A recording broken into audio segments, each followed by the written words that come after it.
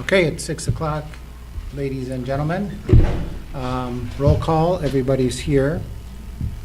First order of business for the first school board of January is to organize the board of elections of officers.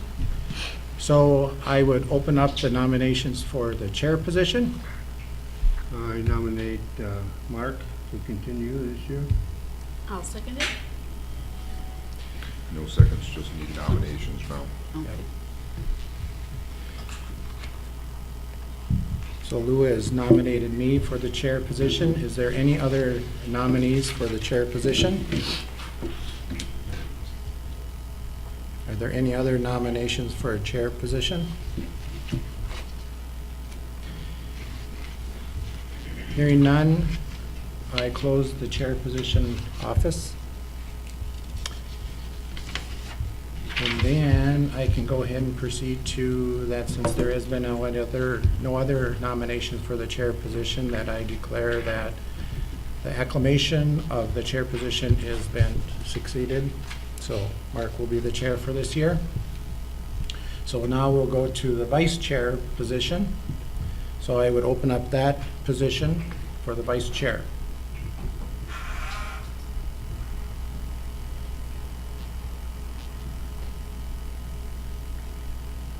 Anybody want a nomination? Nominate, We have Heidi there right now, don't we? Yeah, we do? what? We have Heidi there right now. I'll nominate Heidi. Well, that's what I was Okay. gonna say. That was- Bruce, we can do it again. Okay, so I got a motion for Heidi to be the vice chair. Is there any other nominations for the vice chair? Is there any other nominations for the vice chair? Hearing none, I declare Heidi Riley as vice chair for this next coming year. Do you accept? You have to. All right, so we'll move on to the third one, is the treasurer. I think last year we had Cheryl there, so I am going to be opening up the position for the treasurer's position. I nominate Cheryl. Okay, I got a nomination for Cheryl. Do I have any other nominations for treasurer? Do I have any other nominations for treasurer? Hearing none, we declare that Cheryl will be the treasurers for this year. The last position of our officers is the clerk position. Last year we had Lou Storkamp. So I'm going to open up the nominees now for the clerk's position. I nominate Lou. It's prepared already. Sign that already. So I got Randy and nominated Lou for the treasurer, or the clerk's position. Do I hear any other nominations for the clerk's position? Do I hear any other nominations for the vice, or for the clerk's position?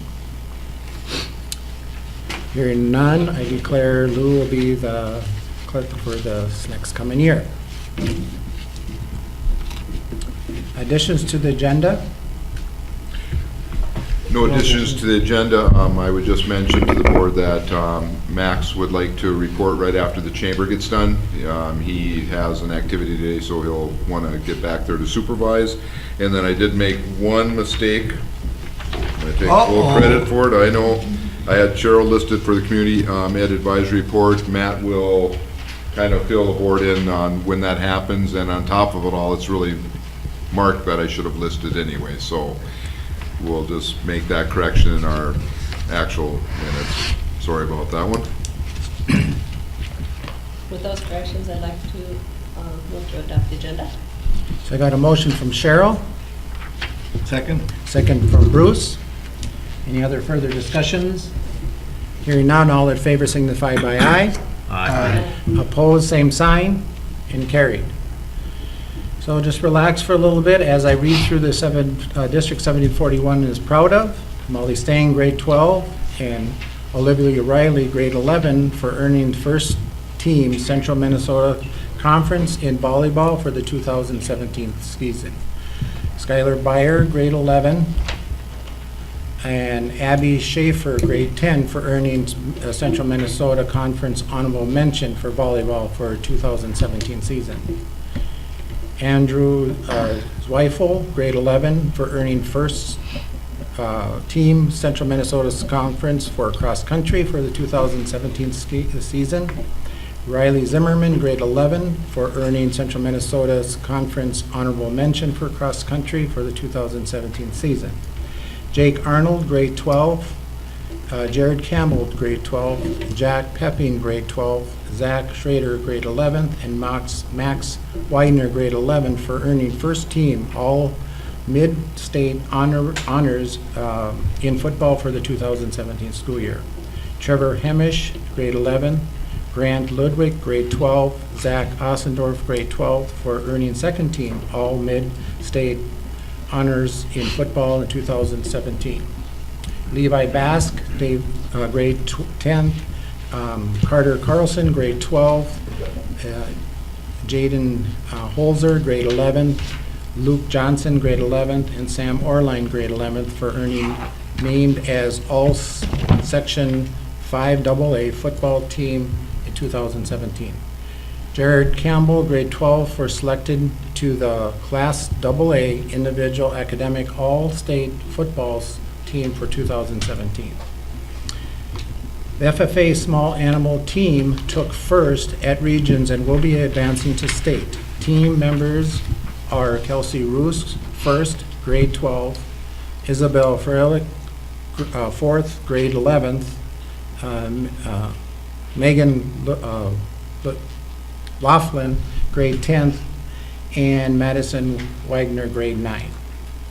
FFA crop judging team placed second at regions and will be advancing to state. Team members are Alex Berg, grade 9th, Matt Krippner, fourth, grade 12, and Sam Hoffenkamp, grade 9th, Jake Kunzleben, grade 9, and Michael Mitchell Schlungen, grade 9. The Paynesville Bulldogs will be coming sections 5AA champion, advancing to state semifinals for football. We all know what the turnout was at. Congratulations. Anybody here for public comment? Okay.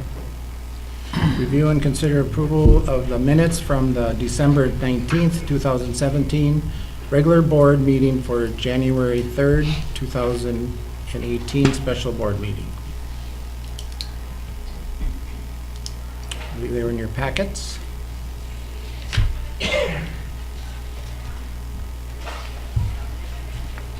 I'll make a motion we approve the minutes. I got a motion from Bruce. Second. Second from Randy. Any other further discussions? Hearing none, all in favor signify by aye. Aye. Opposed, same sign, and carried. Financial reports, December 2017 Treasurer's Report. Bob? Things are working the way they are. Cheryl and I talked a little bit when she came in to look at things, but nothing out of the ordinary, at least at this point.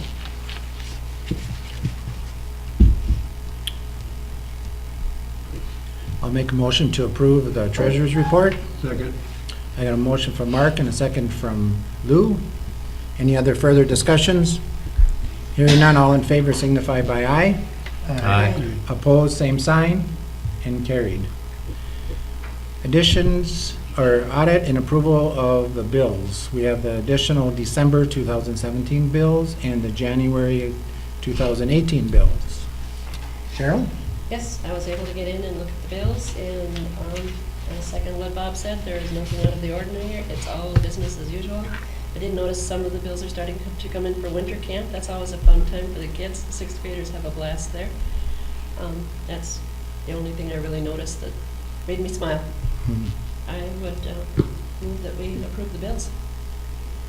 Okay, I got a motion from Cheryl, Second. second from Rick. Any other further discussions? Hearing none, all in favor signify by aye. Aye. Opposed, same sign, and carried. Consent agenda, just have one underneath the consent agenda. Review and consider approval accepting the following donations: $500 from Meeker County Electric Trust, is that, They did have a specific thing, if you take a look at the addendum, they donated the 500 to be used for the robotics program. So I would certainly recommend that we approve. Motion to approve. A second.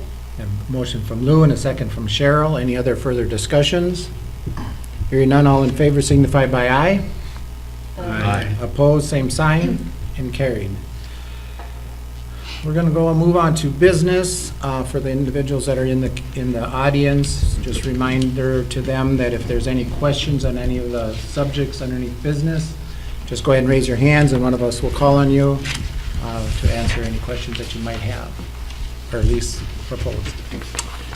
Review and consider approval of the Paynesville Chamber of Commerce to move to Paynesville Days event to the school grounds at the high school, I believe, right? So we have somebody here.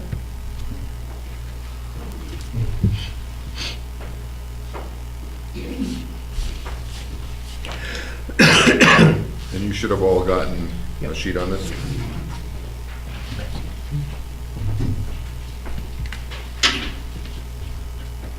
How's Diane? I'm great. Good. Nice and warm. So I would like to thank the board for allowing me to come in front of you and propose another change. And part of this change has to do with the carnival and moving where the carnival would be from downtown due to a lot of community residents talking about the carnival's the same every year. There's not a lot of new rides, and the attendance has been consistently going down for the city and the chamber and all the businesses. A lot of the businesses downtown, it's more of a headache for them to have their business interrupted. Beyond Basics and a little retail therapy and so on. And so as we were reviewing different areas, we're actually pretty limited to where we can go. And the school grounds was a prime spot that we would like to entertain and approach you on that. I had talked with Max and we discussed where they would be. I've passed out a Google map on it with showing you how the layout would be. The main concern, of course, is the field and making sure that things do not get wrecked. And so what we would be looking at is, I drove around with the carnival owners, actually the son, and we went to several different sites, looked at what the positives would be, what could happen. It would not be something that we would want any carnival rides on the parking lots, because if it's a nice hot summer day, which we hope it would be, they could sink, and it's a different grade being on the parking lot versus streets. So what we did was we took a look at where the armory is on that side, and then where the football, the 7th and 8th grade football, is that 7th and 8th grade? Practice, and then the two side streets that are now blocked off. What we would be looking at is putting the heavier rides over more in front of the armory so they're not on the football field. The lighter rides being on the football field, and then the two streets could be our in-kind, like our trail guards and the Rose Center and stuff for the food. So it would logistically actually lay out very nicely, because then the games would be down the other road. And there would be substantial parking, so you're not having people trying to park and cross roads and stuff because of the school parking lot. Now, the carnival workers would be housed out at the ambulance garage still, so they would not be on site with trailers or anything like that. However, the owners of the carnival, John and John Jr., they have a nice RV that they stay with their equipment all night long. They rotate their sleeping because they want to make sure that there are no vandals to their equipment and just for safety purposes.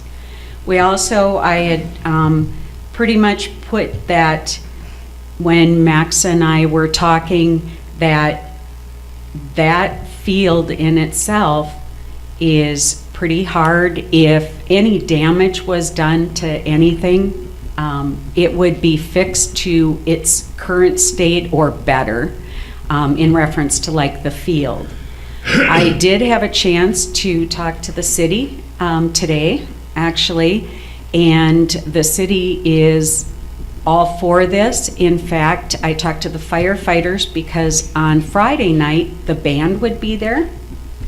Well, the firefighters, there is a fire hydrant, and so the football team doesn't come back out until August, is what I and Max had talked about.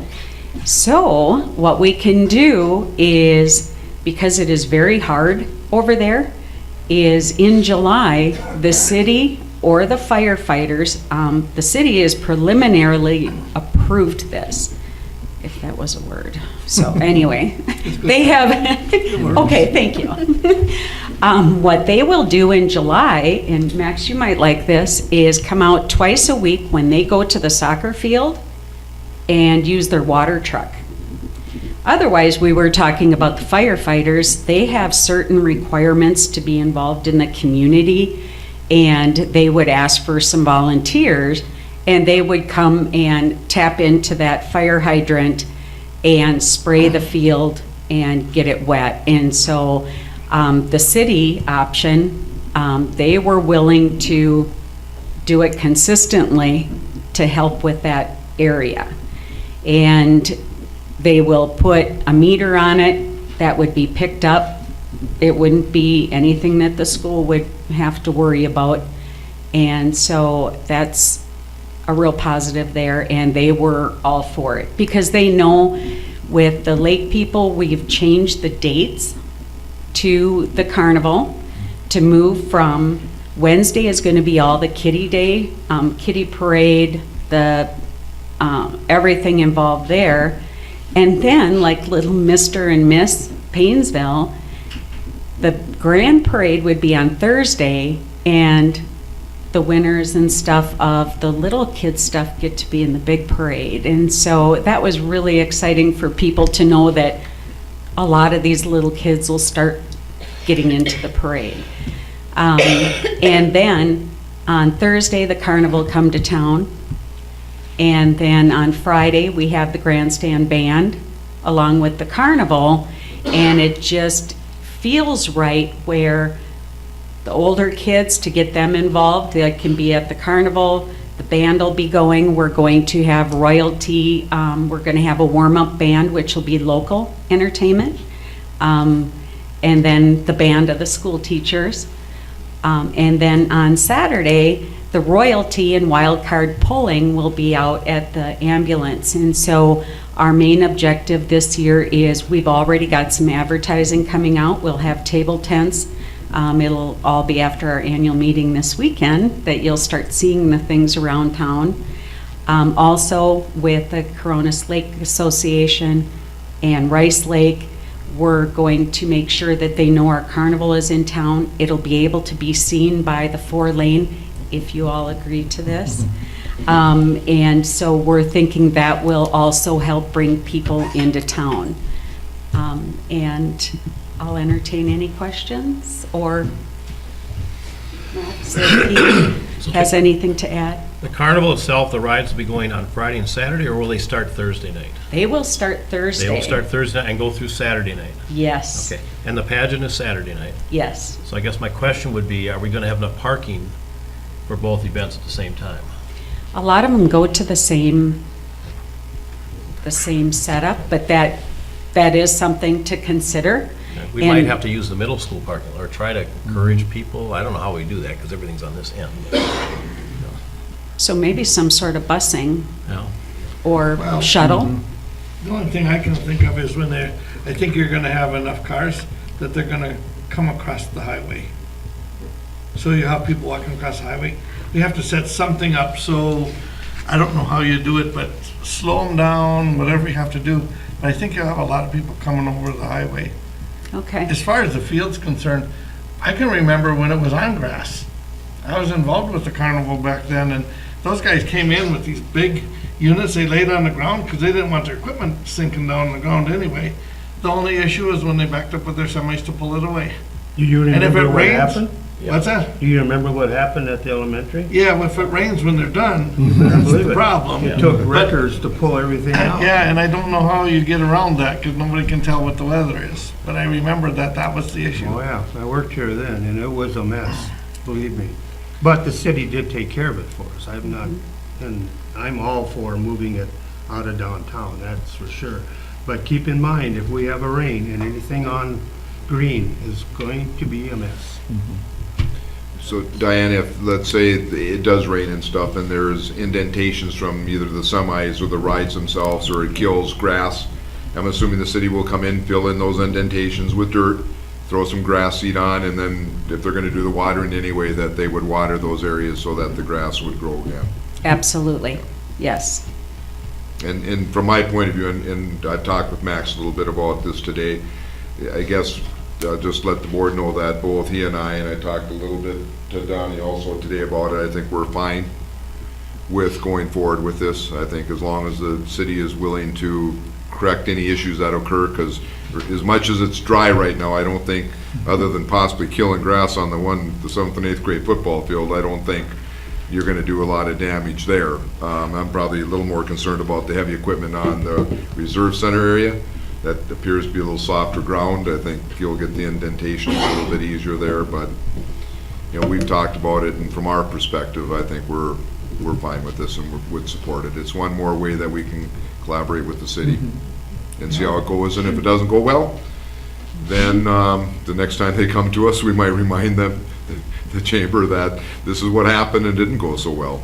I do think that the road piece, like Bruce is talking about, will be a problem going across there. There is a crosswalk, but not very many cars really know that there's a crosswalk there. Well, it's gonna be kids coming across. And see, before, you didn't, well, we did on 23, but that's a little slower. People have slowed down a little better when they went through town. Plus, we got a stoplight to slow everything down. It's sometimes pretty fast there. There's gotta be a way to figure out how to get the kids across safe. Yes. 'Cause- And I think I can be talking to the city and talking to Renee and Chief Paul to see what options we have there, because we definitely want to make sure that there's safety out there. 'Cause Well, you- on Friday night, you can have the firefighters deal going on, and then the kids aren't going. No, They're gonna be over at the carnival, and you would just want to make sure they're protected from Highway 55 a little bit, so that at least they can get across safe. absolutely. And then maybe you can have, maybe just a patrol stand there, I mean, Well, we usually have 3 at the band, yeah. and so that's something that we can take a look and consider too, as I'm talking to the city about that. I guess for my part of it, I would like some sort of a plan. I mean, we can, if everybody is in agreement that we were gonna go ahead and proceed with it, but one of the things that I think would be contingent on is what kind of a control,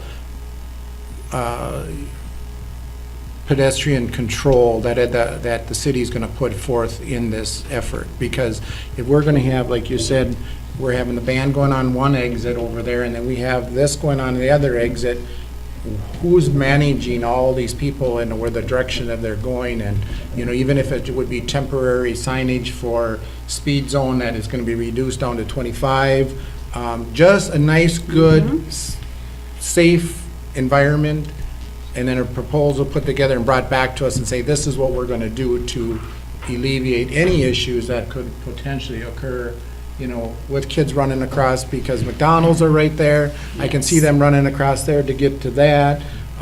You know, there's just so many different things, especially if we're moving that entire arrangement to the school. That's Yes. gonna be a lot, I mean, there could be thousands of people here, potential. And that would be another concern, not a concern, I know that during downtown, there's a good, heavy police presence. You're gonna have the band, so you have a police presence there, that they have enough covered to make sure they're covering all aspects.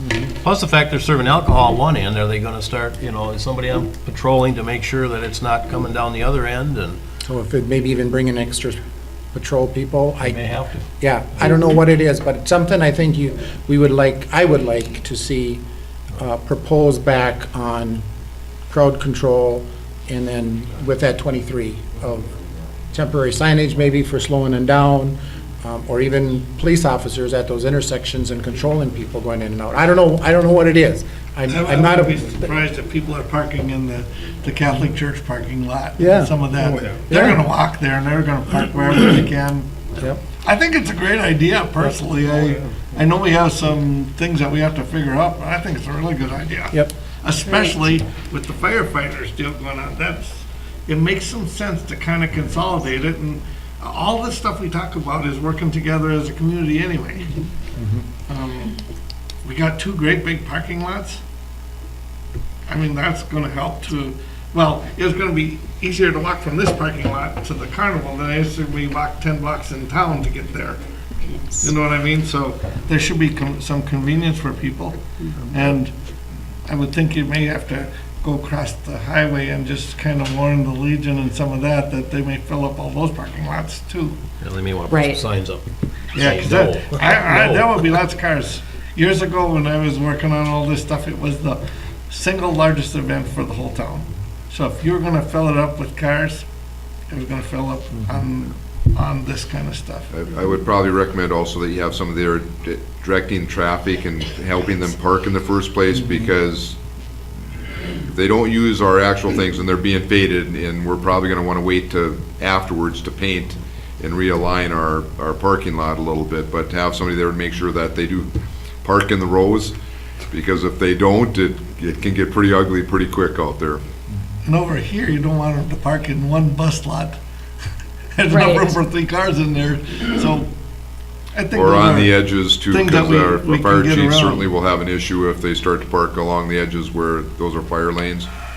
For that, and we're certainly gonna wanna secure our building Oh, during that absolutely. time frame so that we don't have people yeah. wandering through that. Then one other question I would have is, you'll leave the fields the way they were, which means you're gonna have to pick up all the trash? You'll have Oh, somebody do that, yes. And the Yes. parking lot and Yep. all of that, so. And we do that, I mean, we were out the next day with the band, and that would be Yep. an expected, we will make sure we have that. No, good. I make a motion that we approve this idea. Okay, we got a Second. motion from Bruce and a second from Lou. Any other discussions? They are aware that the grounds are tobacco-free. Is that going to be an issue? Good catch. There what? Our grounds are tobacco-free. Is Oh, that yeah. going to be an issue? Well, That covers e-cigarettes also. Right. hard to police that, I think. Yeah, I don't know, yeah, how is, I guess I hadn't even thought of that. There's no way to get around it. Well, put up a sign so people know, most people are gonna obey that, you would think. There are gonna be lots of people in a condensed area. Workers. I don't know how else you'd get around it, but if you let everybody go there and then don't have any signs up, so they realize they maybe could smoke on the grounds, that's not really fair to anybody. Just maybe some signs that there's no smoking anywhere on the premises. A lot of signs. A lot of Yeah. signs. Start with the owners of the carnival. Yep. Yeah. Get the word out, that'll take care of And you a know lot. what? They've had them on school property before, so yeah. I will get in touch Yeah. with, Joe, or whatever. yeah, his name is. I will Well, get in touch They may know how to with handle them. it, because we're not any different than any of the other schools. Right, No. right. Tell them to go to Catholic church. Don't go to Catholic church. Send them over to the park.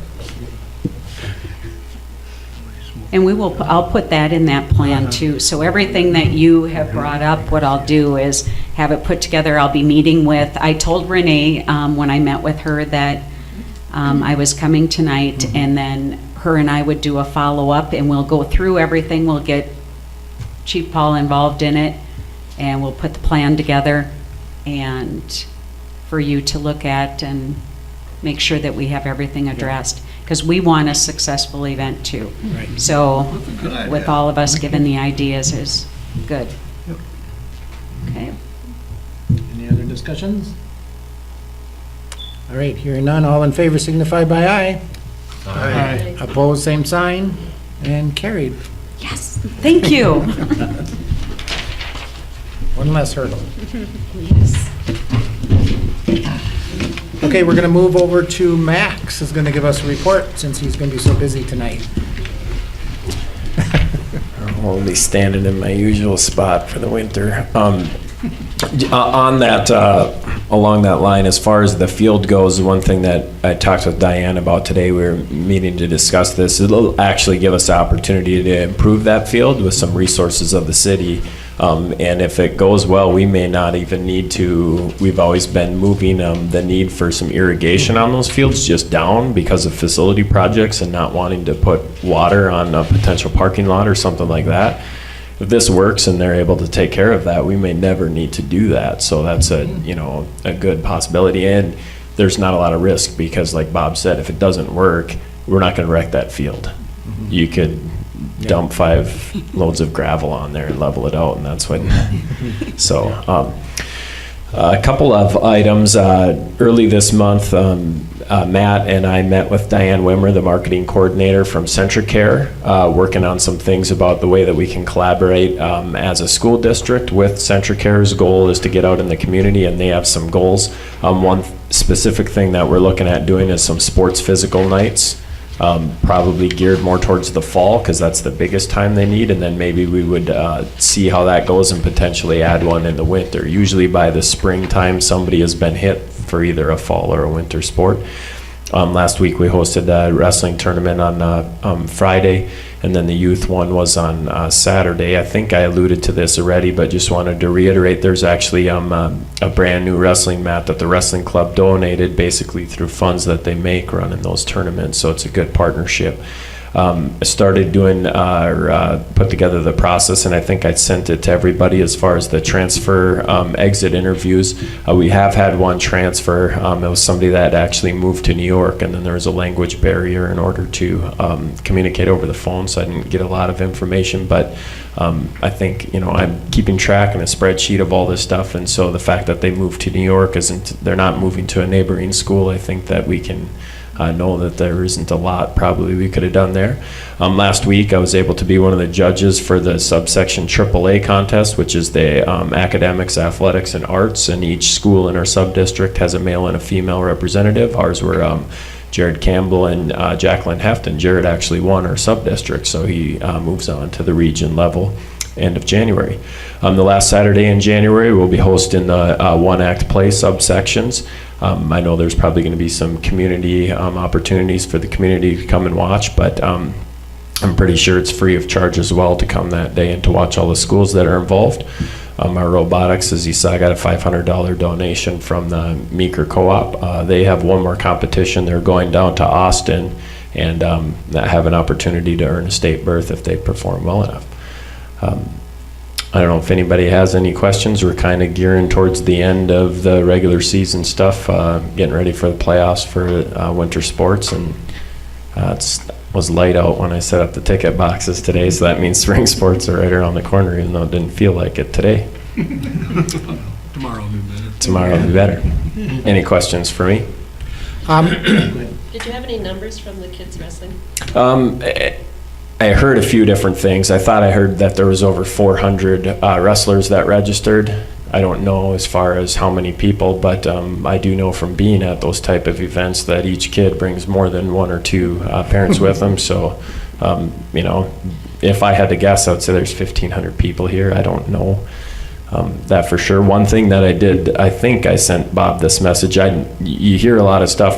The job I had was just rotating around through the gym, and so I talked to a lot of people, and I never once heard anybody say anything about the parking as far as those gates being closed or whatever. I don't know if it made it better. I just know that it's been bad anyways, because we've had times where the police have stopped here because people were parking on both sides of the highway when it was before the bypass was there. So, I mean, it's never been a great thing, but I didn't hear anything.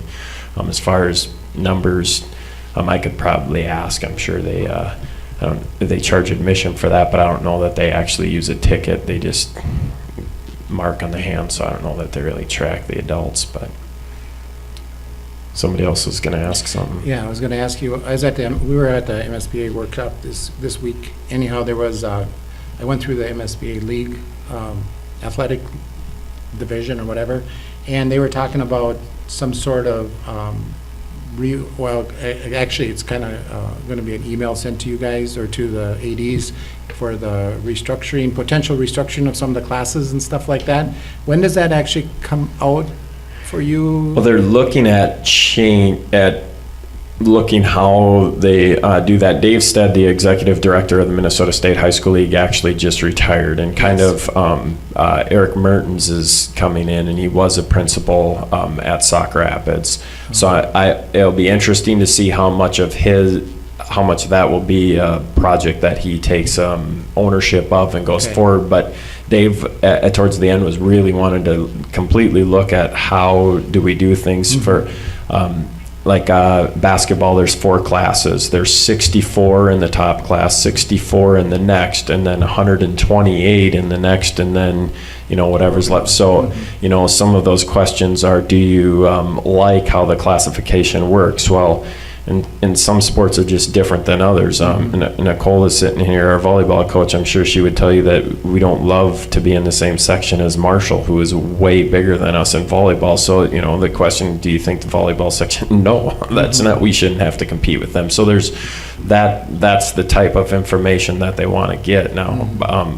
Where it goes and what happens with it, it'll be, I don't know. I have the state AD conference in the end of March. Okay. Actually, I think it goes into the first week of April this year, the way Easter falls. But I imagine that will be a topic that we discuss. Because it sounds like it's coming, because they had asked us to go back to the ADs and just tell them that, this stuff is coming, so get your questions down on paper ready and talking to your coaches and stuff like that, so they get the right information. They don't look at this every 2 years or so, isn't it? Well, they redo the sections every 2 years, Okay. but this is much more of a process of looking at just kind of the whole thing. Yeah. So every 2 years section comes out, and then every 6 years, they kind of blow up the sections and start over from scratch. So, and that happened, I think, 4 years ago. So when they change the sections, they try to do as little change as possible.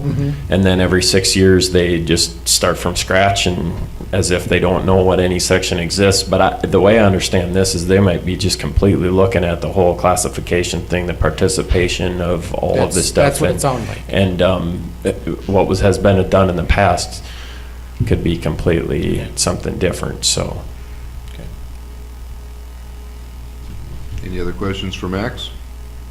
If not, because I know Max would never go down this road, but I do want the board to also know that he was selected as the region, or sectional, right, coach of the year in football. Great. Oh, Thank you.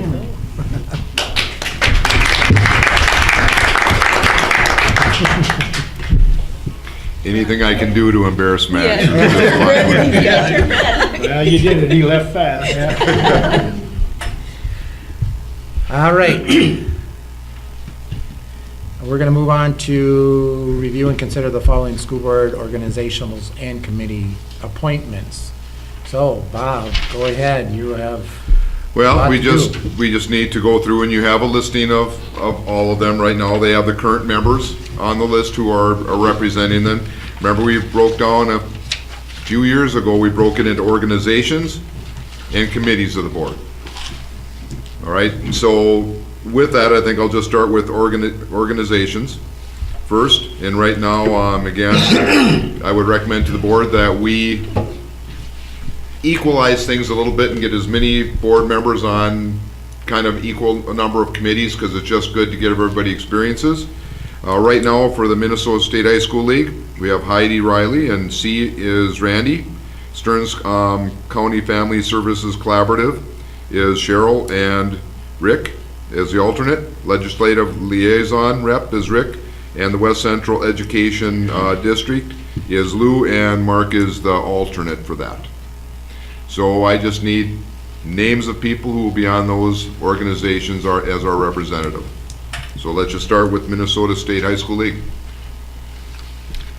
And I guess how I would like to maybe see it handled is that if the person that's on it would like to give a little description what they've experienced, and then if anybody would be interested in that, even the person that's on it, if they want to stay on it, just say, I'd like to stay on it, and then we could probably move through it a lot quicker than, Yep, I'm good with that. okay.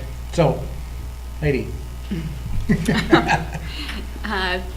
This one, I haven't attended any meetings or anything, just more staying, I guess, up to date on what's happening in the. Yeah, Max would work with that person a little bit and fill things in. The representative also tends to be the person, if there's a vote that our district needs to make to the Minnesota State High School League, that would be the person who would make the vote for us. Certainly, we would get information from the whole board on what we want to do if it's a complicated situation.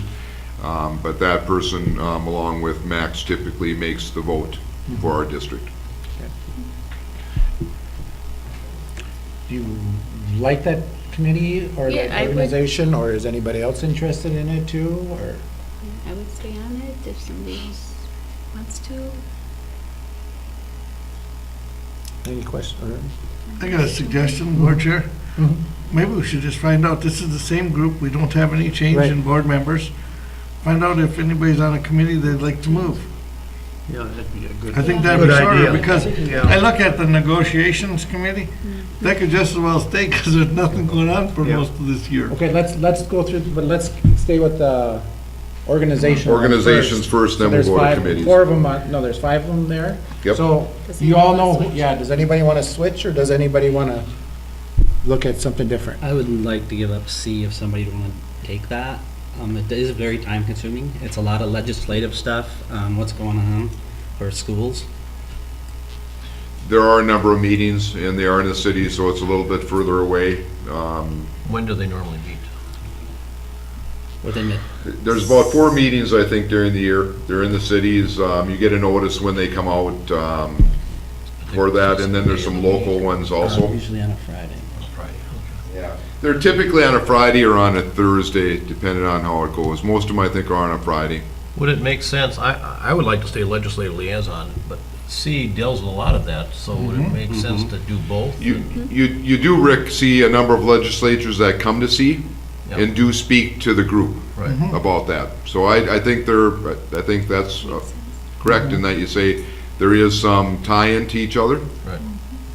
Well, I'd be willing to do both, continue with legislative and do the, To the C, so take Randy up to C. yeah. Yep. Okay? And leave the remainder as is. Mine's in my- Yep. And that would include the alternates then. Yep. Okay?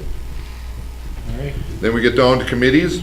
We have the, Well, you got some more, you got the West Central Ed and that. well. you're gonna stay. Yeah, you're gonna stay on that. Yeah, What so we're not the gonna board move. is, Talk quick enough. All you right, want to do, so everybody's fine, and then maybe just approve the final Yes. things that we have?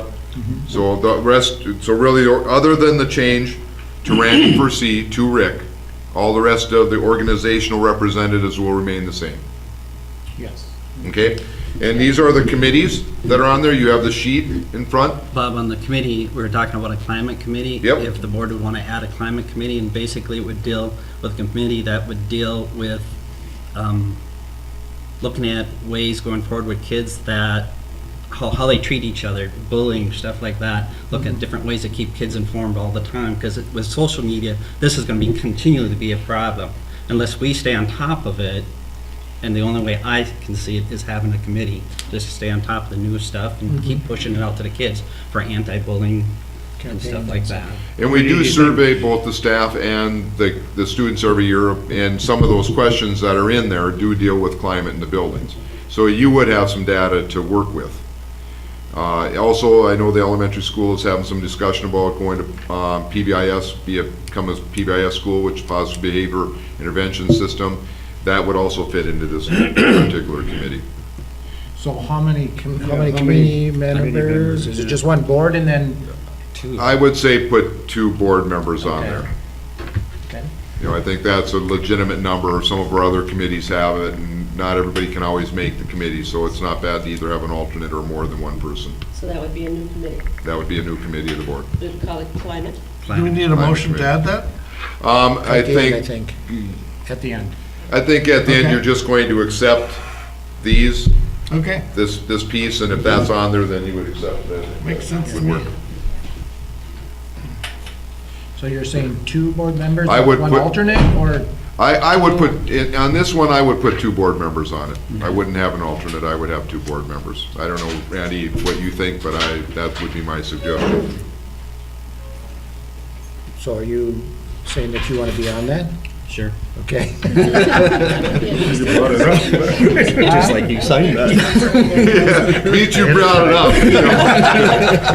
You're gonna get away with that. Okay, Beats, we're on that one, and then we'll go with the rest. Do I have another? Cheryl Cheryl? indicated. Okay. Unless someone else wants it. That one's kind of near and dear to me. And I'm going to just make a recommendation for the committee. You're going to have a new superintendent, all right? I do think there would be some justification if you left the committees as they are, because now you're all familiar with the committee. I think it might be easier for the superintendent coming in to have people who have been on the committee before, and also then to just help guide the new superintendent also, particularly with negotiations. Nothing comes up this year necessarily, but you'll start to do some talks. And going into next year, We're going I- to hire you for next year. The year after, the year after you that. will hire somebody for next year. But anyway, I think, at least for a while, I think it might not be a bad thing, particularly even for next year. The new superintendent will certainly have his or her own opinion on that, but I think particularly with negotiations, to have some history on that would be a good thing. You're right, for the, going into next year, you'll start to have the talks already. You know, they may not come up right away at the beginning of the year, but they may not. I know that I'd like to meet with some of the groups and at least start looking at some of the benefits, because I think that's an area that we need to start looking at, and I'll probably start doing some of that this year before the end of June. So, but it's certainly up to the board. If people want to switch, you can do that. But I think there would be some benefit going into next year with people who have been on the committees before. Well, I make a motion that we leave the committees as is for this year. Does anybody not want to be on the committee that they have been on last year? Yeah, because I think, Yeah. you know, Randy had a legitimate piece with the Yeah. seats, you know, it's long traveling, and some of those committees involve that type of thing. Well, I'll just say, I'm on the World's Best Workforce, and they usually meet on Wednesdays. I can't meet on Wednesdays, so it'd be better if I get off that and somebody else comes on. If they're gonna Yeah. continue to meet on Wednesdays, so. Because it's really tough to meet on other days because we have so many activities. What do you- So- oh, yeah. So I would just soon get off of that and take something else if I could or not, or somebody else would take my place there.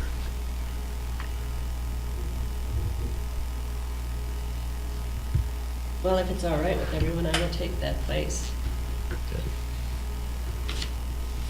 Unless someone else is interested. I can make time for the meetings easily, a lot of you can't. Well, Rick, do you want to move somewhere? No, it doesn't matter to me. I could take some, but. I don't But he have to. added something. Yeah, he already added- I added He up added here. a C already, so Okay. it kind of equals out.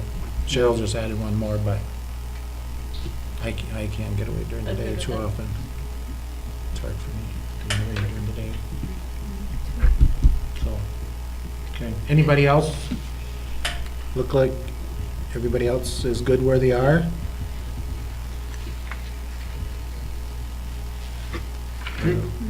Okay. And just be aware, I have been waiting for this meeting to take place, so don't be surprised to see some text out tomorrow. Because I need to know who is going to be on the committees before I set up some meetings. Okay. So just be aware.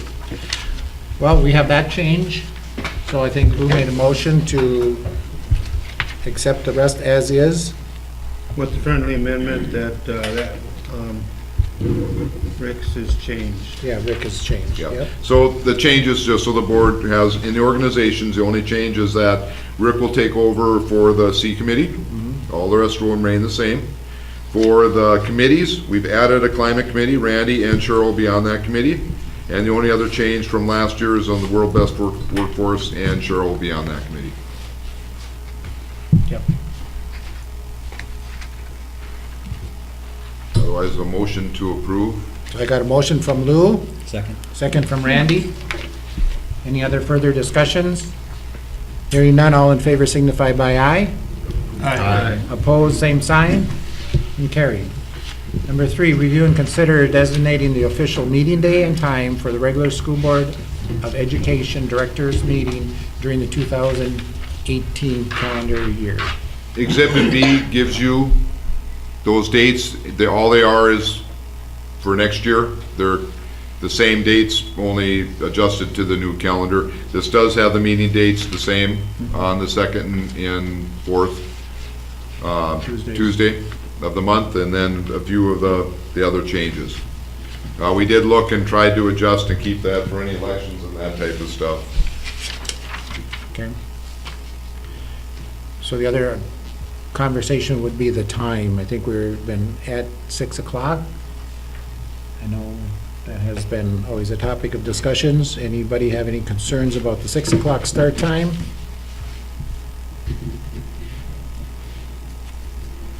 I'll make a motion, we leave it right where it's at, 6 o'clock on the Tuesdays, like you're saying, and we keep it consistent. I'll I second. think 6 o'clock is after the time people work.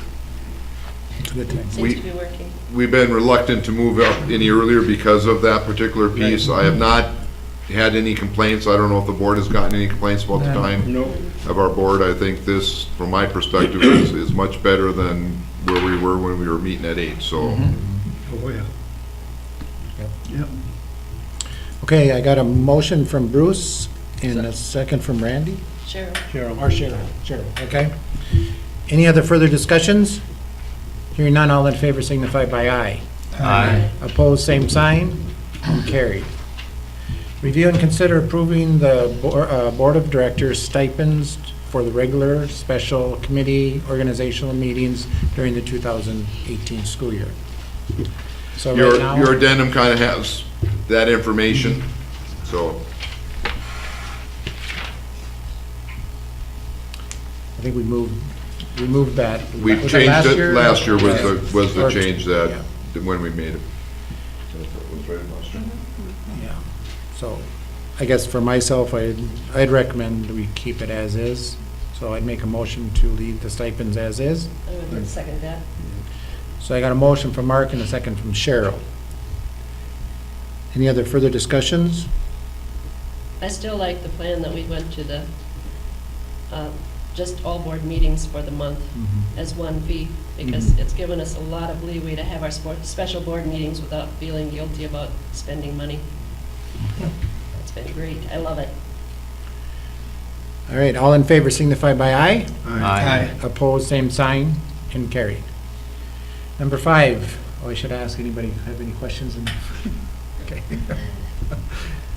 Number 5, review and consider approval of the Board of Directors, officers stipends for the 2018 school year. I think the chair was. It's 300 and the clerk and is- treasurer are 200. So, for my position, mine is fine. Mine too. Mine too. All right, so, I move it. okay, so Rick made the motion. Make sure and- we don't change our mind. Randy seconded. All in favor signify by aye. Aye. Opposed, same sign. And carried. Boy, we got through that pretty easily. Review and consider approving the administrative assistant stipends to take in the minutes for the board meeting. I don't know what we should do with this one. I don't know. No. We're not gonna reduce it. Yeah. You did increase it last year. Yeah. I did talk to Linda a little bit about it, but quite frankly, she would do whatever the board wants, so she's not gonna ask for more money. What That is it right now? It's 375 right now. So that way equates out to what? Because she's here on every board meeting, so that's that's 24 times, right? At least. 21 or so, Yeah. because there's a couple, We have a couple 2 or that 3 only have months that one are meeting. only one. To the board, does that sound fair? I don't think it's fair, but No, she should be getting a lot more than that. I mean, she What does said, that come, how much, yeah, I'm gonna calculate. 1785. Her meeting. She does get comp time for the time that she's here as well, so. What are your feelings, Linda? I'm fine. That's the only answer I've gotten for 6 years that I've asked that question. That's the only answer I've ever gotten, so. Well, we just did it last year. I suppose next year we can, well, what do you guys want to do? I don't care. make it 400 even. How much is it? 375 right now. Well, I got a motion for 400. Anybody else? I'll second that. Okay. So we got a motion from Lou for $400 for the stipends for our clerical person. And we have Rick that seconded. Any other further discussions? Wondering if that'll send her into the next tax bracket. I don't think so. No, that's all gonna go down this year, so, next year, so. Nobody pays taxes. Yeah, nobody thinks that. All right, all in favor signify by aye. Aye. Opposed, same sign, and carried. All right, review and consider approval of resolution to full fund special education services Minnesota. You have the resolution. This is something that's come out from MSBA. Although people have said, they should give us more and have told us they will give us more, they never have. So both of these resolutions, if the board were to approve, and I certainly recommend we approve, I do feel that if they're going to require us to do stuff, they should fully fund it, both at the state and at the federal level. So if the board approves these, we'll move, we'll have Mark sign off on them, and then we'll move them and send them to MSBA, who then will share with the appropriate people. I'll make that motion to approve. So I got a motion from Bruce and a second from Heidi. Is that for both of them? I would take just one at a time, because that's on the agenda. All in favor signify by aye. Aye. Opposed, same sign, and carried. Number 8, review and consider approval resolution to fully fund special education service. Oh, for the And federal. This is on the For federal piece, because okay. again, they've always said they were gonna give us Yep. a good hunk, and they have given us little of that. I'll make a motion to approve. I'll second. I got a motion from Bruce and a second from Cheryl. And Mark will need a signature from you if this is approved. And I'm sorry, but this is resolutions, we usually do roll call. That's, Sorry, forgot about that. yep, that's true. Do you wanna go back and do the roll call for the For other number one, just 7, so we that you have should. it? Yeah. Okay. Okay, Mark, Aye. Randy, Aye. Rick, Aye. Heidi, Aye. Lou, Aye. Bruce, Aye. Cheryl. Aye. And that was for fully funding special education services for Minnesota. Yep. Okay. So now we had the federal Yep. one, and we had who that made the motion? Bruce did, and who seconded? Cheryl? Cheryl. And then roll call, please. All right, Mark, Aye. Randy, Aye. Rick, Aye. Heidi, Aye. Lou, Aye. Bruce, Aye. Cheryl. Aye. The aye is 1. Okay, going on to personnel. Number 1, review and consider approval of a 2-year contract with county mayor, buildings and grounds supervisor. I'll just walk through the changes in the contract real quickly. You have a copy of it. On the first page is just dates. No changes on the second page. On the third page, it really deals with early retirement plan, and we've changed all those to get rid of at least 55 years of age. That is age discriminatory. So we've changed that to immediately eligible to claim their public employee retirement association, that'd be PERA benefit. Okay, any questions on that? That's been kind of coming through on all the contracts. Then on the next page, we got rid of subdivision 3, premature death. That's really answered in the next pieces and in the contract, so we felt that that was no longer needed. And then we added the piece about the administrative group covered with language. What that piece really just says is that all of their severance and any vacation days that we pay out go into the Minnesota State Retirement System. Really no cost to the district for that, but it is a benefit to the employee. Okay, and that you've seen come across in the groups. Just a change in subdivision then because of that. On the next page, changes in dates. We're also going to change from providing our village ground person with a phone, and he will get a $50 stipend each month. We're gonna allow a little bit of wiggle room until we can get rid of the phones and they can find a plan and that kind of stuff. Main reason for that is that there's just less liability for the district not having a school phone being used by the employees. So we'll change that. It would not exceed $50 per month through the contracts. We're also looking at an increase to the boiler license. He has a chief license. Right now, he's not required to have a chief license. If I remember right, all he needs is the first class license, right, Donnie? First class license. He has a chief license, so for the 2017-18 school year, for the chief license, he's gonna get 24 cents an hour to a maximum of 2,080 hours. And then in the 18-19 school year, he would get 48 per hour, not the 24 plus the 48. It'd be the 24, and then the next year, the 48 cents an hour, again, up to a maximum of 2,080 hours. Okay, any questions on that?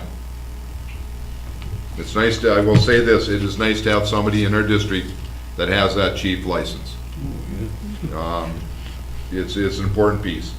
And then, the only other piece with that is that for the 17-18 school year, there will be a $3,000 increase to wages. And for the 18-19 school year, there will be $3,000 increase to wages. And those are all the changes. And as I've told the board, you know, I have looked at the surrounding districts and stuff. Certainly we can find districts that pay less. I can find a lot of districts that pay more. I think this is a fair piece for this contract. Any questions? Of either myself or the board committee.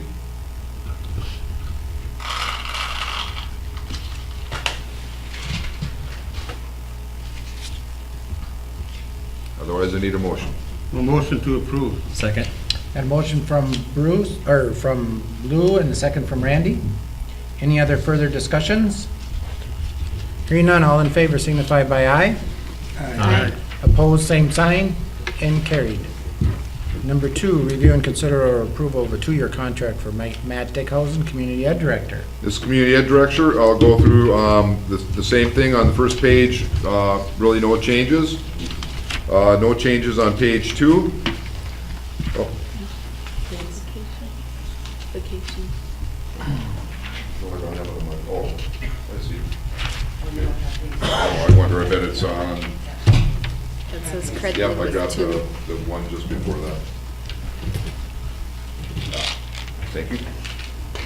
On the vacation days, he had one floating vacation day, and all the other administrations in that group have 2, so we've increased the floating vacation day to 2. So it goes from 1 to 2. Then nothing on page 2. On page 3, we got rid of a teacher. Really doesn't apply to him on family illness leave, under A. And then under health insurance, that remains the same other than date changes. For life insurance, again, he was low on that, so we went from 40,000 to 50,000. Just be aware, we put this language in there because we have to get approval by the insurance company also, and we're in the process to do that. So it says upon approval by the insurance carrier, the life benefit will increase to 50,000.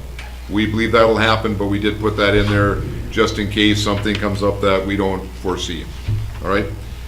Then on page 4, tax sheltered annuity in 2017-18, there'll be a $100 increase. It'll go from 2,000 to 2,100 for the tax sheltered annuity. And then the same language goes in for the health savings plan, or the health care savings plan administered by the Minnesota State Retirement System, so any severance or any vacation days or anything like that would automatically go in there. Again, no cost to the district. And then his salary will change again. He will get 3,000 added to salary the first year, 17-18, and 3,000 added to his salary the second year, 18-19. And then other than dates, those are the only changes. Sorry about that.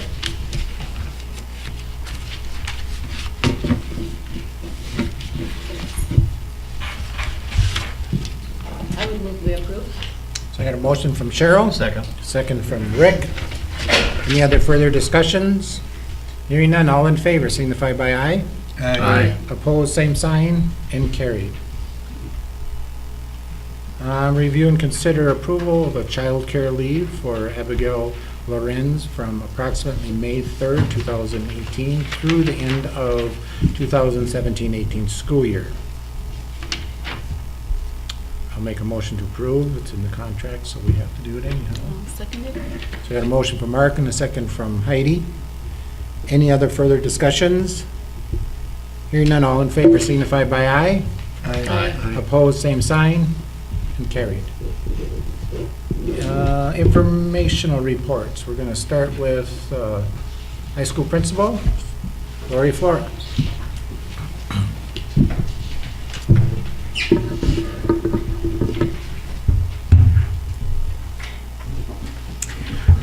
Hello. We're getting to be that time of the year where we're almost to the end of second semester, and that seems to be one of our busiest times, not only with activities, etc., but also it's our registration time. So we did talk during our staff development day about our curriculum guide and made some changes there. Those are going to get edited, and we are looking at just doing it as a digital copy this year. So that really thick book as far as the curriculum guide will go out to all students, and then I'll send an attachment out to all parents with the curriculum guide part. And then, but the individual schedule sheets that students work on and put it on, that will still have a hand copy so they can write on it with their advisor and their parent and all of that. So hopefully we'll see how that goes. So I'll probably be sending back out some type of survey too for parents to see if it was, you know, accepted and worked well, etc. But that will be a big paper savings in that regard because those are fairly thick. We have a lot of events coming up with our students as far as the world's best workforce. One of our strategic planning goals is to look at careers, etc., especially with some of our younger students. We have an 8th grade empowering women's field trip, taking our 8th grade girl students down to the University of Minnesota's medical school. And Tracy Piepenberg's daughter, who is going to school there, is going to be touring them around both the medical school and the campus. So kind of looking at that. Our Ag Exploration Day for our middle school 8th graders is going to be happening on February 1st, and that is supported through our FFA and our Alumni Association, which is a wonderful program. And then we have our middle school activity day that will be happening at the end of the month. And we are having our NHS induction ceremony actually next Sunday on September 28th. So it's going to be a busy month. Our CTE teachers are continuing to work on getting some more information for the facility plan, looking at square footage, and then also our ag department and our welding department looking at actual floor plans similar to what Mike presented to the facilities group. And then our teachers during our workshop time Monday started looking and discussing at some different homework strategies or procedures to look at trying to help our middle school students not have zeros, you know, not turn in homework. What are some strategies? So we're looking at what other buildings and other districts are doing to help promote and motivate students to get that work in with our help. So any questions that you have? Yeah, when you put the class schedule together for next year, Yeah. how what is the process for that? Okay, the process is, our first process is the curriculum guide, which is basically refining after we do curriculum, like doing the standard work with the teachers, et cetera, if there's changes in what's being offered during a class. So we put that together. Then go over that with the teachers, and that's what we did. So hopefully each teacher knows, as they're talking with students, what's in that book and what are some different options. Then during advisory time, the teachers go through all the classes offered, go through the worksheet that the students are given, and then the kids are given about 2 weeks to talk with their parents, et cetera. And then at registration or at parent-teacher conferences, that's when the student, the parent, and the advisors sit down and go over what are the classes they have, what are classes that are required to take during their 9th grade year, their 10th grade year, what are different electives they might be offered in. So then we take that, and this year, now that we have the online registering, students will put that together with the parent, the advisor, and the student. Then I'll be bringing them in here as classes, and we'll go through what we call the online registration, where kids will actually select their classes, and that's where I get a total, like say 75 want to take this class, 25 want to take that class. From that point, Bob and I meet as far as the number of sections or what electives we take. You know, some are given if you have 20 kids in a class. If there's some that are 10 to 16, that's kind of where Bob and I discuss what do we have, what can we offer, and from that point, then with the help of JMC as well as myself, we start arranging the class so we have as few conflicts as possible. So then we have our master schedule. Then it goes to the students again, and they meet with Jackie to come up with their daily schedule within that. But after we have that master schedule, that's when we bring it to you, the board, and ask for your okay for that number of FTEs. So working with our part of as the board, trying to figure out what, if the curriculum is being met, if there's different things that we as a board setting policies, where do that fit in with us? When I come to you for changes to the budget, is when you approve our budget. And on those typically, for instance, if there was a class that had 4 people in there, and we're not gonna offer that class, then they might come to the board and I would say, just be aware that we're not offering this class. There weren't enough people in that class. Now, the board could certainly say, well, you're gonna offer the class anyway. You would hear the superintendent say, I would not recommend that because we need to stay within our budget.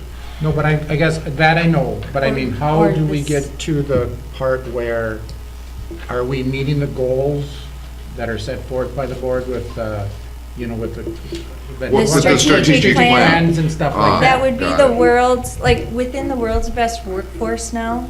Yeah. We have also kind of created a subcommittee that Okay. looks at curriculum. So Okay. if we are changing classes, and this is new, we put together a new process that if there would be a curriculum change as far as offering a new course or adjusting a new course, that would go through that world's best Okay, workforce. that's what I was trying to get at. For which- that what- process. Okay. Yeah, I that- sit on the World's Best Yeah. Workforce, I'm not sure that that's accommodating what you're talking about. I- Okay? We yeah, haven't World's Best done it Workforce, yet. we sit through I would- meetings, yeah. filling out a bunch of ridiculous paperwork for the state to a degree. The analysis is done differently, so what you're suggesting doesn't handle itself through World's Best Workforce specifically. Okay. Now- You're saying that needs to follow our strategic plan. Right, I mean, where does, huh? As far as, have to say with curriculum? We as don't- far as the, that would be the process to put a Yeah, class yeah. into play, the curriculum standard study, as far as looking like we're doing our K-12 media technology study right now. So, for example, Garrick and Chad Campbell and Joe Nevitt met, and Natalie Utch, who work with our computer-lit classes.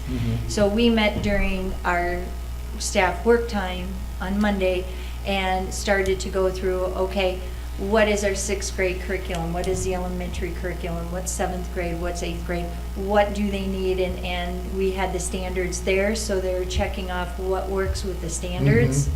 And so, and they've got a couple more meetings through this spring before we look at where is our curriculum, how is it gonna change? So is Right. that what you're talking about? Well, yeah, because, I mean, we set policy, that's the board's, Right. the board's So- job is, but when it Okay, gets to, so- like, if we didn't make AYP, or if we didn't make this Right. part of, so what are you doing now this year that's going to meet some of the the shortfalls that we've had, so that you're bringing a plan together? I know Dave does in elementary, but as the high school, what do we do?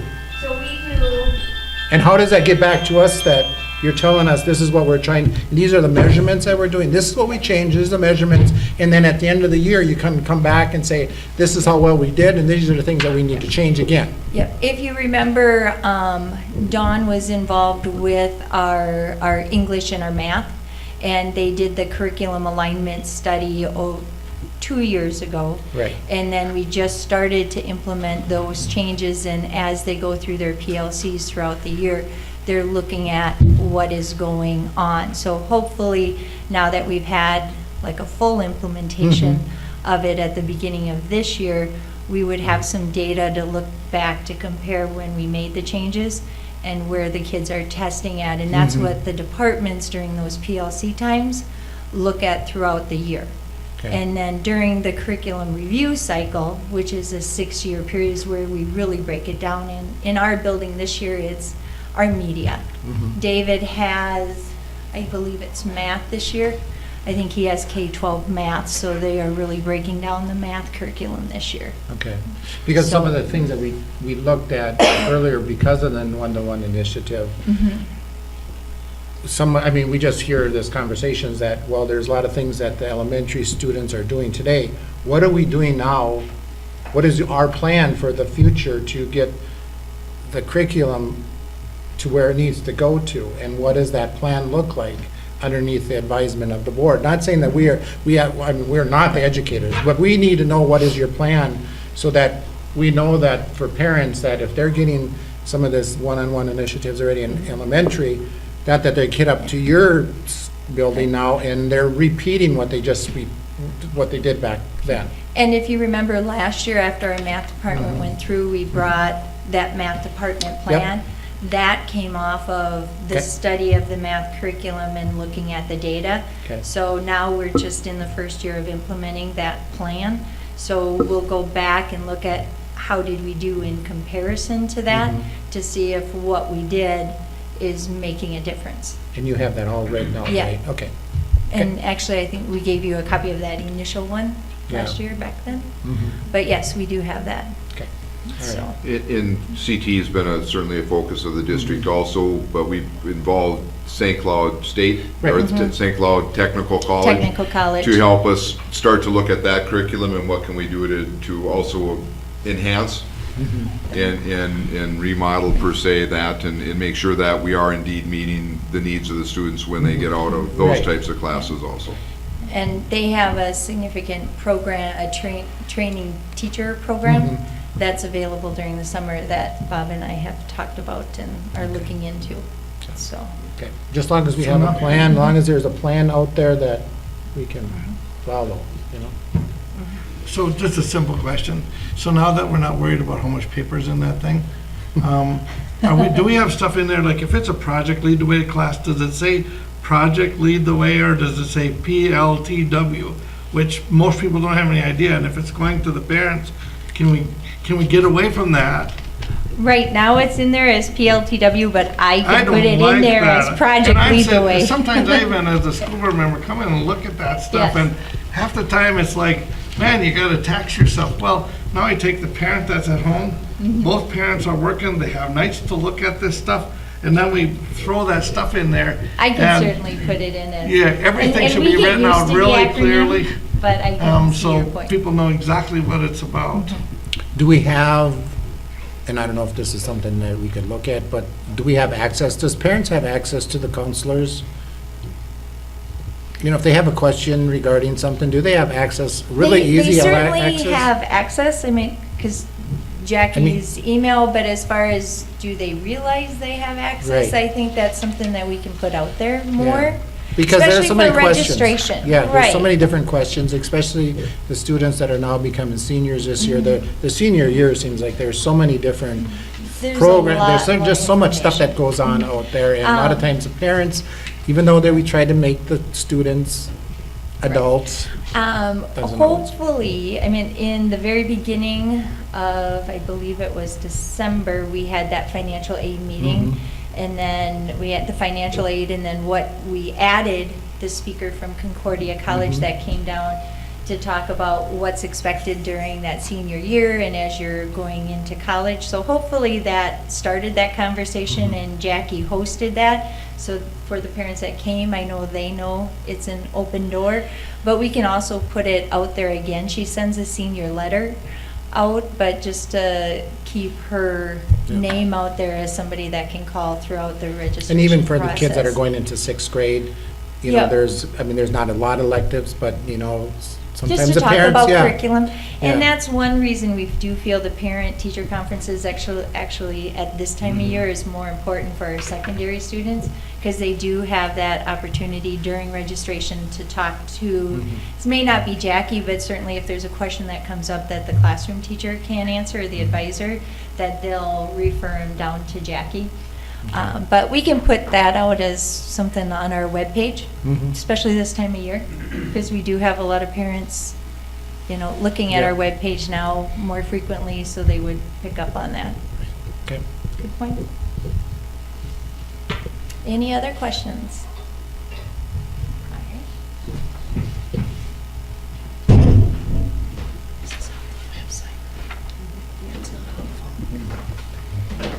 right. Cheat sheet, and I've been on the board how many years? Good evening. Hello, David. I know Lori would agree when we're talking about curriculum and the education that we're providing. It really, there are so many variables out there. It's not an exact science. Some are easy to identify, some are more difficult. But what we're really trying to do is find the best model of delivery for those services, because the standards are there. And that's what we're always doing. So when we're talking about a curriculum cycle or looking at offerings that we have, it's always based on research, data, implementation, and then adjust. And that's the way it is. There's so many ebbs and flows to it. And I think if I knew a way that I could cookie cutter everything, I wouldn't be sitting here right now. So, And I think as board members all probably agree that we kind of understand that. We just, I guess, at the end of the day, you know, you hear different things, especially now we're at the conference, you hear different things and stuff and what you're responsible for and stuff like that, and just puts height and back into it and say, okay, what are we doing? And then you remember different conversations about, okay, you know, with the one-on-one initiative, okay, now how are we not gonna miss the boat, you know, when it gets to that point, because that could be catastrophic, because if you don't have something in place to handle some of this stuff, then then bad on us. yeah, So- and that's understanding the model of delivery Yep. and how Yep. each, you know, teacher is using it. So, yeah, it does change. You know, what works one year might not work another, and you're always adjusting those things and kind of moving along. You know, you want to find the delivery systems that work well for the staff, that are compatible, and the students based on the situation. So it's interesting. We're in the process of implementing our new math curriculum in the fall. And when I say curriculum, it doesn't mean that we buy a certain set of textbooks and say, this is our curriculum. We find the best set that fits our needs the most, and then the hard part is identifying the gaps in those, in the materials that we have, and then supplementing what we are already using. And that works K-12 too, and it can be, that's where you really have to take a look at the data and try to understand that. And then you look at it and, you know, those students might be in sixth grade now, and now the other fourth graders it's a different thing. It's the same thing, you know, K-12, the way that all shakes out. Yesterday we hosted in-service at the elementary for the first time since I've been there. And so we had pre-K 12 there. And wanted to thank Garrick for setting up the morning. We had a 3-hour session in the morning where he had integrationists from Osakis, Minnewaska, Cedar Mountain, BBE. And then Don Knoll also taught a session, and so the teachers could sign up on a Google document and they could go to different sessions just like they were at a conference, and it goes really smooth, and so I appreciate what Garrick did with that. In the afternoon, we just had a few committee meetings. We're working on fiscal monitoring for our special ed programs, and so special ed teachers met to go over different schedule things and some paperwork items that we had to make sure that are in a line, and then we had our staff doing some surveys yesterday. January is kind of a time of year where we're just starting to get ready for things, and so I will be doing our application for Reading Corps coming up. We're applying for to PBIS. We're getting ready for targeted services and things like that. So as February and March come around, then I'll have more information on some of that stuff. So, any questions for me? In part of Mark, when he talks about the integrationists coming in, I think that also talks a little bit about the elementary and getting everybody on the same page for how to better deliver the curriculum using the one-to-one initiatives. So that I've heard nothing but good things so far about that work, that staff development day. Yep, he does a good job. And then it was in a session, it was pre-K 12 teachers all together and able to collaborate a little bit that way too. So it was really good. Good. All right, thank you. Number 3, Community Ed Director, Matt Dickhausen. We need a pan of cheers for that long meeting. All right, good evening. I'll do the twofer then, so I'll cover the Community Ed Advisory Report also. So these are some of the highlights of that meeting. We went over our fall program wrap-up. We talked about the fitness center calendar year report there. Just to report, our top member visits this year were 361 visits. So she's 4 days from perfect. So that was Don Majewski. Our very own Jackie Campbell was second at 354 visits. And Linda Mayer is in our top 20 also at 225. So we are going on our 18th year of operation. So we opened in 2001. We've surpassed $1 million in fitness center revenue, which has been all poured back into the facility or other community ed programs. So we're really proud of that. Just this year through July 1st to now, we've had 11,276 visits to the fitness center. So just in that portion of the year. Matt, does that just include memberships or does it include students as well? That doesn't include students. Okay. Yeah. And it doesn't include FIAD or any of those. Yeah. How does that compare? I mean, when we were looking at facilities and size of area and stuff like that, how does that compare to other gyms or other? Well, I think when you guys went and visited Foley, a group went to Foley and they talked about they're not utilized much. So I talked to their community ed director and said, "What's the deal? You have this huge field house and you have a fitness center." Well, our fitness center is open, I think 4 hours a day or something, and they're just not utilizing what they have. So, which is unfortunate. So we try to really utilize, and as you know, when you go down there and you see our hallways being used for group exercise classes. Well, but that poses the question. I mean, are we doing our members justice of, doing their activities in the hallway or not, or whatever? So, I mean, I know we're in the middle of a full facilities things, but I was just wondering, since you're doing the report, that if our facilities compared or justified the number of visits and stuff. Well, I think for like membership base, so we would be, when you include family members under family memberships, close to that 500, and we're in a town of 2,500, which is, I've said that, told people that in the fitness industry. I've been a member of the are on the board of directors for the National Independent Health Club Association. They can't believe that percentage of you know, because they have 20,000 members at some clubs, but they're in communities of 800,000 people, or Right. you know. So I think we're utilizing the space and what we have. So Yeah.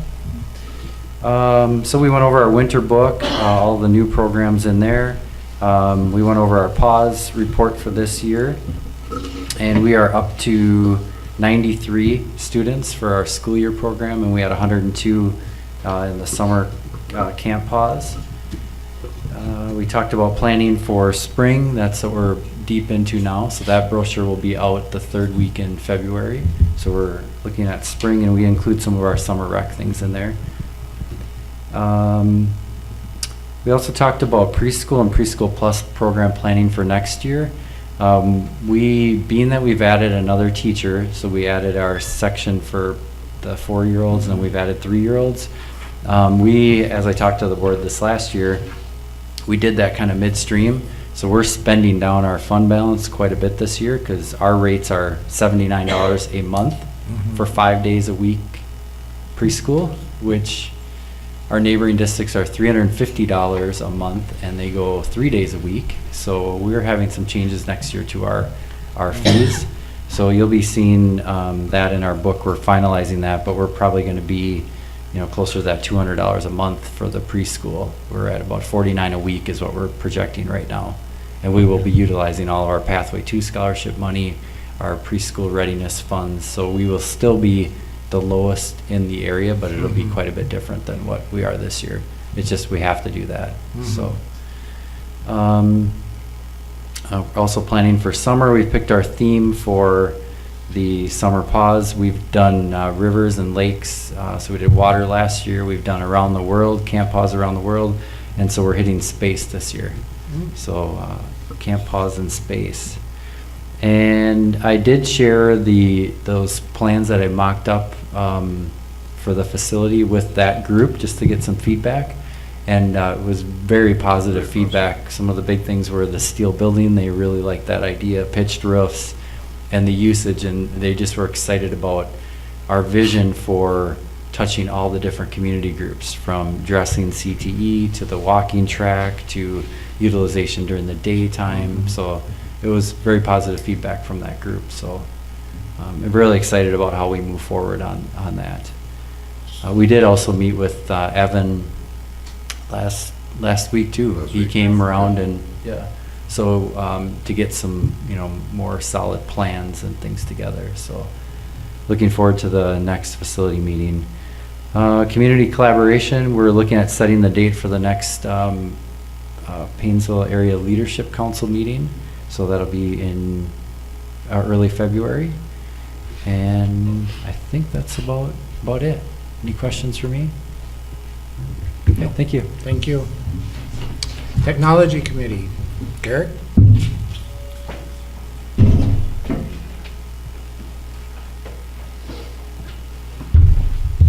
Hello, everyone. Brought my lunchbox today. Did you? Just What in are case you I get giving hungry us? during this, it could be a while. As long as you can share. Yep. No, what I wanted to show you, we've been researching this for quite a while, an internet solution for our buses. And so that's what this is. Comes in a little lunchbox.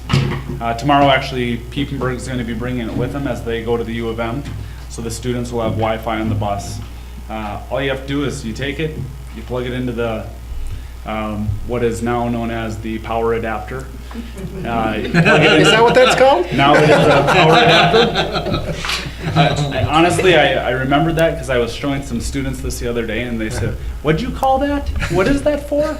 It's power adapter. So that's what that is. So I just wanted to show you that. You have to clarify. We're older, so you have to say, no, just kidding. So, any questions on that? That will work in any vehicle then? Or? Any vehicle. Otherwise, in the wall outlet also. But anything that has a power adapter? Yep. A four-wheeler, a snowmobile, anything that has a Anything. power adapter, you could use that on. Exactly. You just plug it in. Takes about 3 minutes to connect. You just put the 2 antennas on it. Takes about 3 minutes. It uses Verizon cell service. So anywhere you have Verizon cell service, it works. What is the range of that? The range it's designed for a bus. So basically, picture a school bus anywhere around that zone, you'll get service. It can have 70 people on it at the same time. It's filtered, so there's no video streaming of any sorts. So YouTube is shut down if you were, say, on a news channel reading the story and you tried to click the video. If you hit play, the wheel will just spin. It will not load the video. And so that just lowers the bandwidth, so it's not using as much data. There are then rates. It's sectioned off per month and then per year. And so you buy whatever package you want, just like a cell phone. How does that connect in? I mean, I know how it connects to the bus, but how does it sit in the bus? Is there? Any way you want to put it. How are we gonna make it secure? So I will be meeting with the bus company Okay. to talk about that, because we have to look at this. As we talked about, this is just a pilot. This was just one solution available to us. We just wanted to see if it worked. The first thing we did was test the internet capability of it. The internet works perfect on it. You know, we trialed it with some of our devices just to make sure all of those things connected and worked just fine. They all did. And so we're just crossing off the steps to get there. And then over the next couple weeks, I'll be meeting with the winter session coaches and any teachers going on field trips, just so we can get as much feedback as possible about this. Then in a couple weeks, we'll be sending this unit back. There's a couple other companies out there that do similar things, and so we'll look at some of those options also. Is the initial cost exorbitant? So if you have to buy the whole unit. All of them, no matter what company you go with, are around the same. The whole unit is about $700, and then you buy your Wi-Fi package on top of that. So similar to your personal cell phone, $700-800 for your cell phone, and then you buy your Wi-Fi. The lifespan of this unit would be around 5 years? 5 to 10. Yeah, there's not too much that can go wrong with the actual unit. As Mark alluded to, the biggest thing is just securing it on our bus so it's not rolling around for a 4-hour drive. That's the biggest issue we'd have. And so we have to look at that. The nice thing about this unit is being that we don't own our school buses, this unit just comes back with us. And so you just unplug it and go. They do have units that are built into the school bus, but that's a whole different ballgame if we wanted to look at those options. Any other questions on that piece? Perfect. So far, we've had 15 broken devices this year, and so that is, knock on wood, far below our projected numbers so far this year, which is a great thing. Once again, every Wednesday, we keep reminding students 6 through 12, remember to take care of these devices. It benefits all of us the more that we take care of them. So what we do with those 15 devices in particular, when they do break, the dollar amount to replace a screen is almost to the point of a new device. So we give a new device, so now we have a baseline for parts. And so like if a key falls off of a different Chromebook, we have 15 spare devices where we can strip for parts, if it's not something that's under warranty. And so far, all of our devices are still under warranty, but something like a key falling off or popping off, it's not worth sending in for warranty for that, being it's more of a hassle, so we just pop the new key on. So what kind of things are we seeing that are breaking? Number one thing is screen cracking. And so what that comes from is when it's closed in the student's backpack, and they go sit on in the bus and their water bottles in their backpack, it just puts a weird pressure point on that screen, from the outside of the cover, and that's what cracks the screen. So that's the number one thing we're seeing. All 15 were similar incidents. None were dropped, so it didn't break when they dropped. Or 14 were broken from like a backpack type incident. One was a can of Diet Coke. And that was just a weird incident where they drain out, but somehow during that draining process, that student flipped it over to kind of shake it out. And that ended up working backward against what the technology is designed to do. Gravity is supposed to just drain it out the bottom. And so when they flipped it over, it actually drained into the device. Oh. And so just a weird deal. But that's our 15. Paper usage, 1-to-1, we're down 20% as a district overall so far this year. And that report was August 15th to today, and then the same period last year. And so we're down 20% as a district overall, more so over in this building than the other building. And we expected that. And as we've talked about before, most districts after their third year see about a 35% decrease in paper usage. So being that we're already seeing 20%, we're at good numbers. So we don't believe we're gonna have to order any paper for next year. Good. For next year. And that's all I have. Other questions? I've got one. Yeah. At the School Board Association meeting, went to a troubling seminar on cybersecurity. What are we doing? They talked about having plans in place in case of a breach that everyone's aware of, and where are we at on that? And are you in charge of So preventing that? Or, they said you're not going to prevent it a whole lot, but you also need to be prepared for what you do afterwards. Correct. Two fronts to that. One, to start off on the more bullying side of cybersecurity. Right. That side of things, we're meeting and talking about that. There's a few options that we have. Some different price points of options we have to monitor some of that. You know, we do have filters in place, but filters aren't perfect with everything. And so there's some more things we can do to be better off. Everything comes with a price, as we all know. And so we're still talking about all of those at a district level all around. Related to cybersecurity, that's more Jonah's area. Well, it is Jonah's area. I can say that, you know, and I'm not promoting Jonah, but he does a darn good job for what he does. I mean, he really does fantastic. And he didn't pay me to say that. He can if he wants. I take extra. But I mean, really, so on the cybersecurity side of things, my background is a social studies teacher. So I'm not a huge, I mean, I understand it to the point of, you know, a general techie would understand it. But Jonah, inside and out, really understands that thoroughly. And from what I know, is doing an amazing job. Compared to other districts, we're far ahead of a lot of situations. I know that we got a bug in the system and Joanna was able to take care of it, but as far as the planning, I'm meeting with Garrick and Joanna this week. And that's part of what, one of the agenda items on there is to Well, have. there's a lot of implications to this, Yep. and one thing they raised, one is insurance implications Yep. of what's going to cost insurance-wise to be covered. And they did bring up some instances where schools have been breached and data stolen. Data stolen, and it's a scary thing. Yep. Yeah, I know one school was, you know, there's a phishing incident where they got a hold of all of the parent contact information and emailed all the parents and said, you know, your lunch account's low, you have to deposit right now immediately. You know, here's the address to deposit that check. And so there's definitely a lot of issues out there, but that's in every field, you know, not Right. just education. No. But, you know, I think, you know, for a school district, we're doing a lot of great things. The other thing they brought up, just to make them aware, is what do you do if you catch a student? Do you call the police right away? And they cautioned against that, because the law now is so strict that once you turn it over to the police, or county attorney, whoever, it's out of your hands. But there's a lot of kids out there that might make one mistake, but might turn out to be really to your advantage to bring them back in and train them to be on the other side. Definitely, yeah. And we do have fantastic student interns also. Yeah. You know, a couple that follow more of Jonah's path of that cybersecurity area. Anything else? All right. Thanks, Gary. Thank you.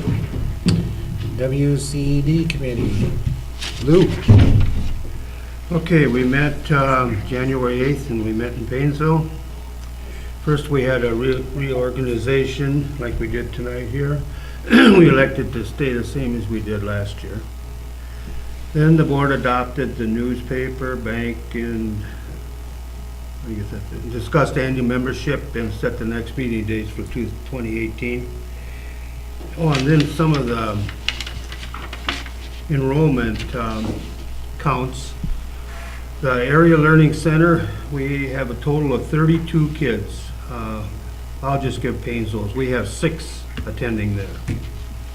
And, well, we have Melrose has 13, Albany 6, Sauk Center 5, and then there's one from Uppsala and one from ACGC, which we transport from Paynesville to the ALC. And the Beacon program's got 9, and we have 1. And Albany has 4, Melrose 1, and Sauk Center 3. And then birth to 3, there's 36 actually receiving service and 20 being evaluated for new referrals. That's birth till 3 years old. And then, let's see, we had a request from BBE to join our group, and it was voted down. And some of the reasons were financial and staffing.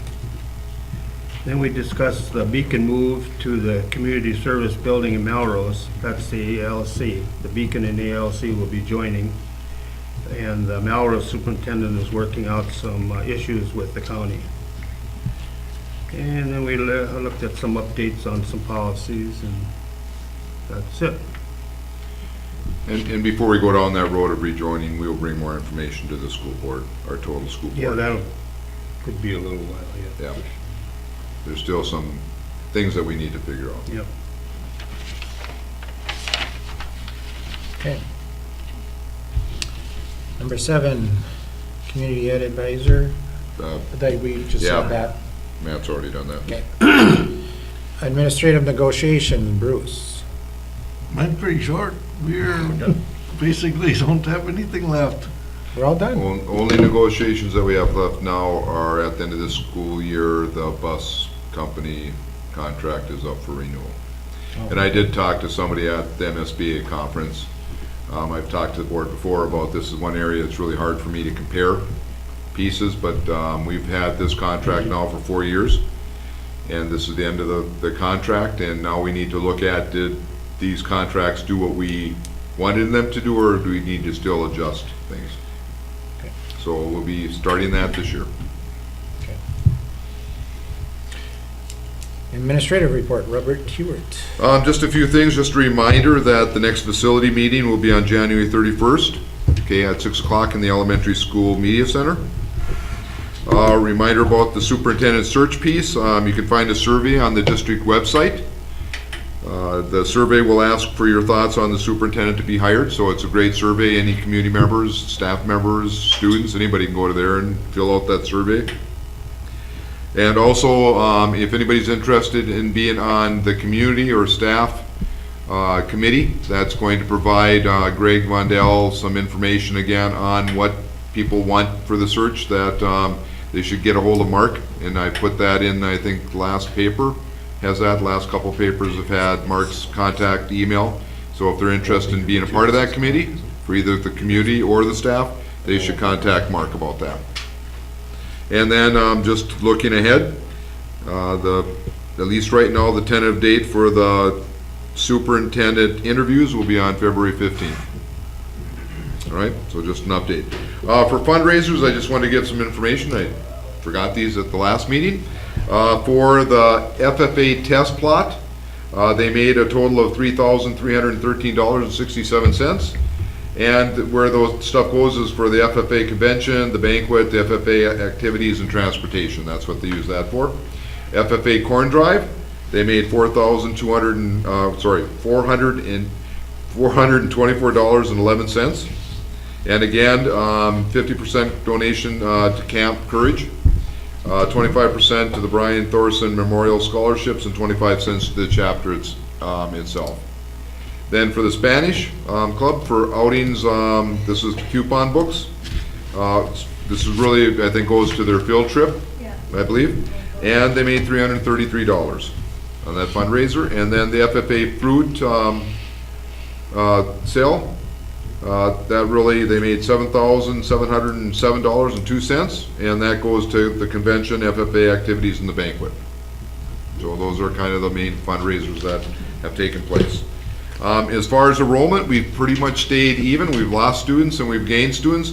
We're a couple students higher than we were, or what we projected right now.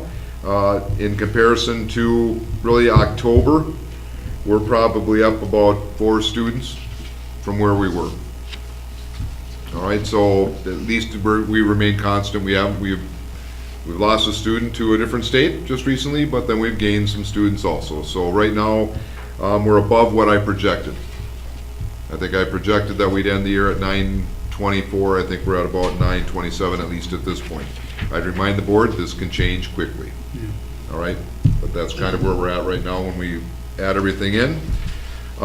Just an update on the Verizon antenna. I know I talked to Cheryl a little bit when she came in today.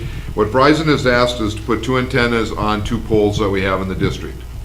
Okay, they would replace the poles we have to make sure that the poles are capable of holding the antenna equipment. They're looking at $1,500 per antenna. I think this is one of the areas that if we are to do this, the money may go to doing the internet connections on the bus, for instance. That might be a good use of those dollars. They'd give us a couple $1,000s for electrical use. We believe that's a little bit more than what it would actually cost us. I did send the contract that they won to our attorney for their opinion. There were a number of minor things that they had. I think those minor things are nothing that we can't figure out and get worked through. But the one major thing that I am concerned about is that by the contract right now, there is no way for the district to terminate this contract. Every 5 years, Verizon can come back and say, we're just gonna renew it. We're just gonna renew it. 25 years down the road, they could come back and say, we're gonna renew this.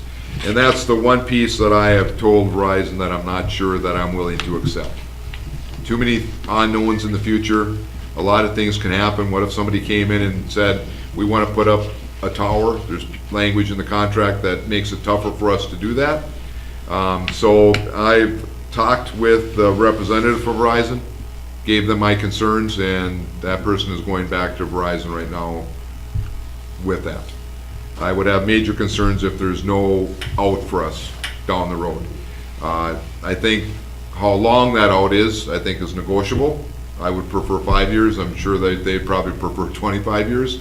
So that's something that we're gonna look at. But either way, even if I don't think it's a good idea, I will bring it back to the board. I will explain why I think it's a good idea, or why I explain that it's not a bad idea, or why I think it's a bad idea and that we shouldn't go forward with it. But just to give you an update. The PERA awards are being done at the Paynesville Chamber of Commerce. That's the Paynesville Educational Recognition Award is for ours. That's what we call them. If the board, just a little background, we used to belong to Resource Training and Solutions. Part of what they did offer us was an award type of ceremony for our staff and students. When we dropped out of Resource Training and Solutions, we moved our awards to the Paynesville Chamber event, their recognition award. So we have 2 staff members that are going to get honored, and on the award that they get, it says, to honor your service to education by word and deed, your presence has enriched the lives of students and served as an example to all. That's what's on the award that we give them. The 2 people that are going to earn that award this year are Anne Marie Stevens and Tim Wheeler. So we're excited, and that'll be this Saturday. For anybody that's interested, it's at Roadside. Yep, roadside, and that starts at 5:30 on Saturday, and you can order tickets right on the Chamber's website. And we did add a student this year. This is a new award, but we felt Resource, we used to be able to do this through Resource, and we didn't. So we've added a student, and it says on that plaque, it says Student of Excellence in recognition of your academic leadership, school involvement, and community service. And that person, and I'm hoping I get this right, Lori, is Rebecca Bertolato? Bertolato. So we can congratulate Rebecca also. That's what I have. Motion to adjourn. We got a motion from Lou. Second from Randy. One other thing, I was just a plug-in for the search committees for the staff so far. I only have 8 people that send me an email, so. It's for all of it. I think what will probably happen with that is that people that want to be on that information gathering committee, those people will most likely, some of them will probably be selected for the interview committee. So if there is either one of those, they should get that information. I think you can get an SAE, otherwise the school correct you make education. Yep. So, 'cause I wonder if maybe some of the people that let me know didn't, Okay, just so that we get it.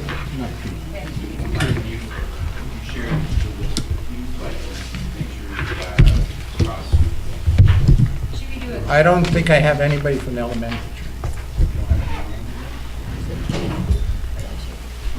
So then if those are, No, the community members. And we've asked them to get a hold of Mark by the 19th, it's Friday. Okay, yeah. Okay. Okay, so, I got a motion from Lou and a second from Randy. Any other further discussions? Hearing none, all in favor signify by aye. Aye. Opposed, same sign. Carried.